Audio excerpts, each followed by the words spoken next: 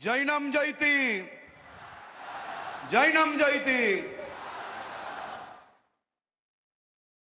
ભગવાન મહાવીર જન્મ કલ્યાણકના આ પાવન અવસરે સમ્રાટ સંપ્રતિ મ્યુઝિયમના ભવ્ય લોકાર્પણમાં આપના સૌના વચ્ચે ઉપસ્થિત બાળકોથી લઈને વડીલો સુધીની ચિંતા કરતા દેશના લોકપ્રિય પ્રધાનમંત્રી આદરણીય શ્રી નરેન્દ્રભાઈ મોદી સાહેબ, પરમ પૂજ્ય આચાર્ય ભગવંત પદ્મસાગર સુરેશ્વરજી મહારાજ સાહેબના ચરણોમાં કોટી કોટી વંદન।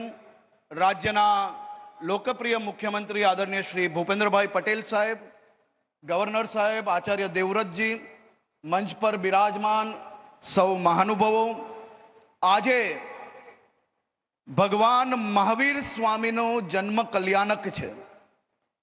આખા વિશ્વમાં વસતા જૈનો માટે આનાથી મોટો કોઈ ઉત્સવ હોય જ ના શકે। આજે કોબા તીર્થના આંગણે આ આનંદ બેવડાયો છે, કારણ કે માનનીય પ્રધાનમંત્રી શ્રીના વરદ હસ્તે સમ્રાટ સંપ્રતિ મ્યુઝિયમનું લોકાર્પણ થઈ રહ્યું છે। આ સંયોગ ભારતની સાંસ્કૃતિક ચેતનાને ઉજાગર કરતી એક મહાન ઘટના છે। આ મ્યુઝિયમ જૈન શાસનની આન બાન અને શાનનું પ્રતીક છે। અહીં સચવાયેલી 2000થી વધુ કલાકૃતિઓ જૈન તીર્થંકરોની મનોહર પ્રતિમાઓને અને વેદ, પુરાણ તેમજ આયુર્વેદની હજારો વર્ષ જૂની હસ્તપ્રતો આપની આધ્યાત્મિક ચેતનાનું સંગમ થવા જઈ રહ્યું છે। પરમ પૂજ્ય પદ્મસાગર સુરેશ્વરજી મહારાજ સાહેબે દશકો સુધી પદવિહાર કરીને જે વિરાસત સહેજી છે તે વાસ્તવમાં આપની સંસ્કૃતિની રક્ષાનું મહાયજ્ઞ છે। આજે આપને જે ઇતિહાસ લખી રહ્યા છીએ તેનો ગુંજ આગામી અનેક સદીઓ સુધી સંભળાશે। ભગવાન મહાવીરે આપણને શીખવ્યું છે કે જ્યાં અજ્ઞાનનું અંધારું હોય ત્યાં સંસ્કારનો દીવો બનીને જલવું જોઈએ। જૈન સમાજના દીવડાઓએ પોતાની શક્તિ અને સંપત્તિ હોમીને આ મ્યુઝિયમનું ભવ્ય નિર્માણ કરાવ્યું છે। વિકાસ ભી વિરાસત ભી આ મંત્રને સાક્ષાત કરતો આજે આ મ્યુઝિયમ આવનારા દિવસોમાં આવનારી પેઢીઓને નવી પ્રેરણા પૂરી પાડશે। મોદી સાહેબનું વિઝન સ્પષ્ટ છે કે યુવાનના હાથમાં ટેકનોલોજી હોય અને તેમના મુખમાં મનમાં નવકાર મંત્રની ભાવના અને સંસ્કાર હોય। દેશને વિકાસના માર્ગે લઈ જનારા વડાપ્રધાન શ્રીના હસ્તે આ લોકાર્પણ થનારું આ મ્યુઝિયમ આવનારી પેઢીઓને વિરાસતનો માર્ગ બતાવશે। કાશીના મહાદેવની ઉપાસના કરવાની હોય કે કોબામાં મહાવીર સ્વામીજીના ચરણોમાં અર્ચના કરવાની હોય, આદરણીય વડાપ્રધાન શ્રી દેવ આરાધનાનો અવસર ક્યારેય ચૂકતા નથી। આપણને સૌને દેશ ભી અને દેવ ભીનું મહત્વ સમજાવ્યું છે।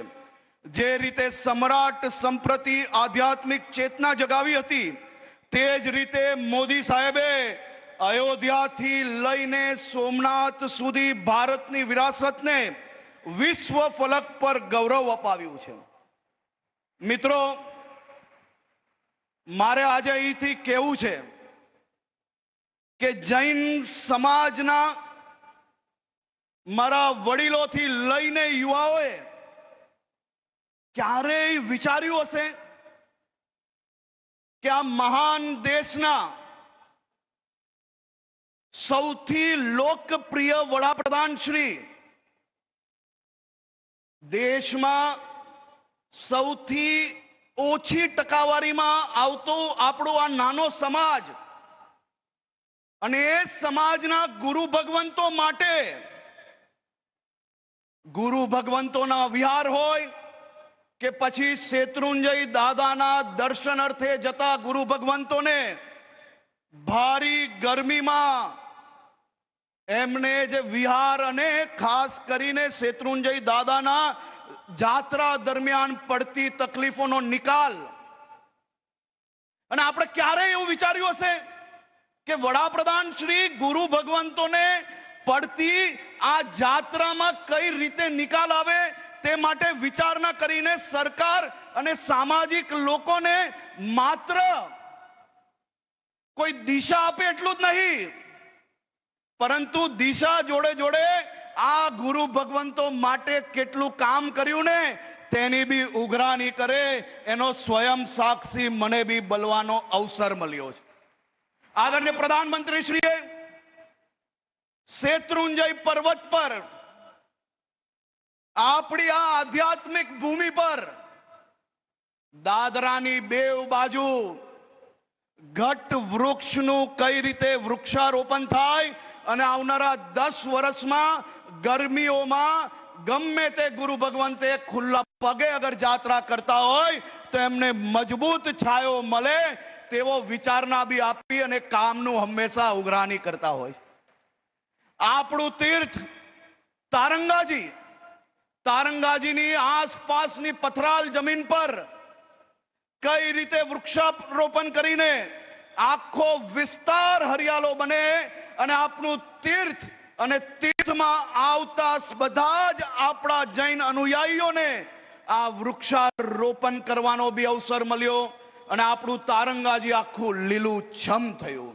આદરણીય પ્રધાનમંત્રી શ્રીએ જ મુખ્યમંત્રી કાલ દરમિયાન આપણા જ તારંગાજીમાં તીર્થવન બનાવરાવેલું હતું અને એ તીર્થવનનું આજે કઈ પરિસ્થિતિ છે અને આજે સાહેબ આવ્યા તો 7 ભગવંતોના વૃક્ષોનું શું થયું તે પહેલું પૂછ્યું. આ આપણા સૌનું સૌભાગ્ય છે કે આપણા દેશને આટલા નાના વિષયોની ચિંતા કરતા પ્રધાનમંત્રી મળ્યા છે. આજે પાલિતાના શેત્રુંજયની ગિરિરાજની પવિત્રતા હોય કે તારંગા હિલ સુધી રેલવે પહોંચાડવાનું કામ હોય, મોદી સાહેબના નેતૃત્વમાં ગુજરાત સરકાર હંમેશા તીર્થના વિકાસને પ્રાધાન્ય આપ્યું છે. આદરણીય મુખ્યમંત્રી શ્રી ભૂપેન્દ્રભાઈ પટેલના માર્ગદર્શનમાં રાજ્યના બધા જ તીર્થ સુરક્ષિત અને સુરક્ષિત ગુજરાત એ અમારો સંકલ્પ છે.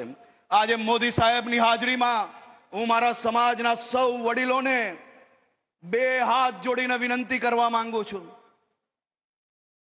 આપણે સૌ લોકો ધર્મ જોડે વધુમાં વધુ જોડાયેલા છે. આવનારી પેઢીને આનથી બી વધુ સારી રીતે જોડશો.